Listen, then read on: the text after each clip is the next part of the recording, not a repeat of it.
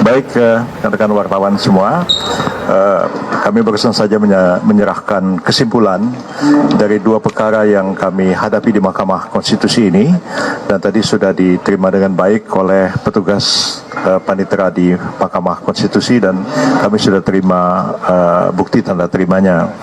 Dan permohonan ini, kesimpulan ini akan diteruskan kepada Ketua Majelis Hakim Mahkamah Konstitusi sebagai bahan dalam rapat permusyawaratan hakim untuk memutuskan perkara ini, yang insya Allah akan dilakukan pada tanggal 22 April yang akan datang.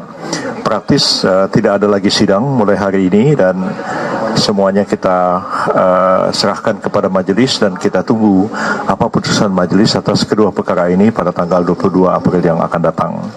Selanjutnya saya serahkan kepada rekan-rekan di sini, Pak Oto Hasibuan, Pak Fahri Bahmid, maaf salah, untuk memberikan penjelasannya. Saya sudah banyak memberikan penjelasan di media. Kita beri kesempatan kepada kedua beliau untuk menyampaikan penjelasan selanjutnya. Silakan Pak Oto. Terima kasih Pak Yusril. Teman-teman media, seperti yang dijelaskan tadi, kami sudah mendaftarkan kesimpulan kami terhadap perkara untuk 01 maupun untuk 03. Ya, saya hanya ingin menyimpulkan saja, setelah berjalan perkara ini beberapa saat, kemudian sampai kepada kesimpulan, maka kita mendapatkan suatu hal yang terang dan jelas. Dan untuk mudahnya bisa kami jelaskan kepada semua masyarakat secara singkat, bahwa sesungguhnya perkara ini sesuai dengan nomenklatur yang ada di sini disebutkan, ini adalah perkara PHPU, yaitu perkara perselisihan hasil pemilu. Sehingga yang harus dipersoalkan menurut hukum acaranya itu adalah mengenai hasil suara yang diperoleh oleh masing-masing paslon. Sehingga sesungguhnya menurut hukum acaranya yang harus dipersoalkan itu adalah berapa sesungguhnya suara yang diperoleh oleh 03 maupun 01, dan mana suara daripada KPU yang sebenarnya perhitungannya itu yang tidak benar. Itulah sesungguhnya perkara ini. Tetapi setelah kita melihat perjalanan perkara ini, ternyata pihak pemohon 1 dan pemohon 3 justru tidak mau masuk kepada arena ini.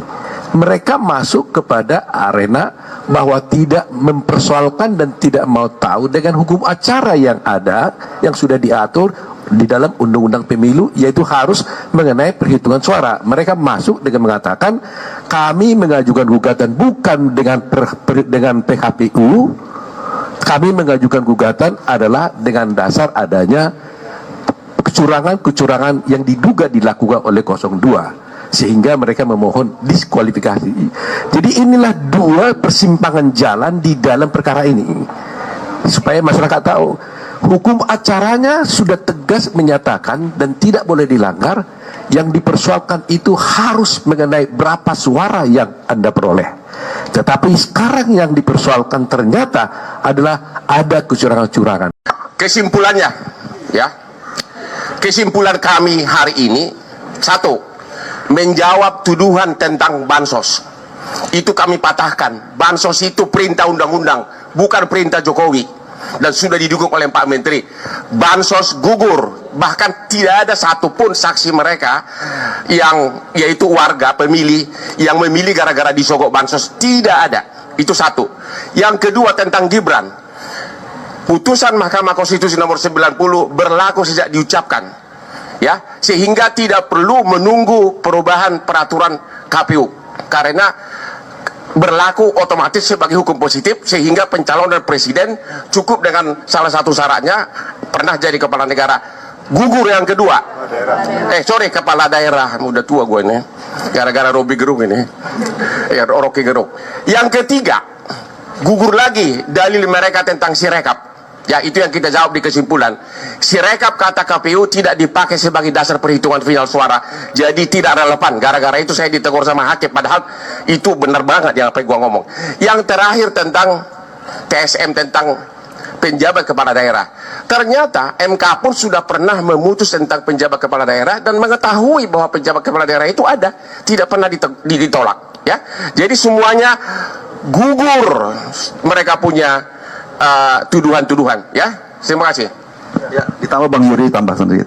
Terima kasih Bang Fahri. Kesimpulan ini merupakan rangkaian akhir daripada persidangan sebelum menuju kepada putusan. Apa yang kami lakukan, apa yang kami capture di dalam persidangan itulah yang kami tuangkan. Beberapa tadi yang disampaikan oleh para senior, yang mungkin yang belum disampaikan adalah bagaimana narasi-narasi dan fakta-fakta yang diungkapkan ketika para pihak pemberi keterangan itu dihadirkan oleh MK, oleh Hakim MK. Di situ ada Menteri Menko, ada Menteri juga, Menteri Keuangan, Mensos, dan juga ada DKPP dan segala macam. Keterangan-keterangan mereka itulah yang menjadi terang, yang memberikan suatu fakta dan mematahkan seluruh argumen baik oleh pemohon 01 maupun pemohon 03. Dan juga sebagai terakhir, di bulan yang baik ini kami atas nama tim pembela Prabowo Gibran kami mengucapkan minal aidin wal faizin, mohon maaf lahir dan batin. Kami mengucapkan terima kasih banyak kepada seluruh rakyat Indonesia yang telah menyaksikan dan mengawal perjuangan kami di Mahkamah Konstitusi ini. Kami berharap dan kami meyakini bahwa memang apa yang telah kami sampaikan, kami argumentasikan dan kami sajikan fakta-fakta di persidangan ini akan membuat hasil yang baik dan Prabowo dan Mas Gibran akan menjadi presiden dan wakil presiden 2024-2019. Terima kasih. Maafkan kami kalau kualitas pengacara mereka kalah jauh dari kami. Penutup.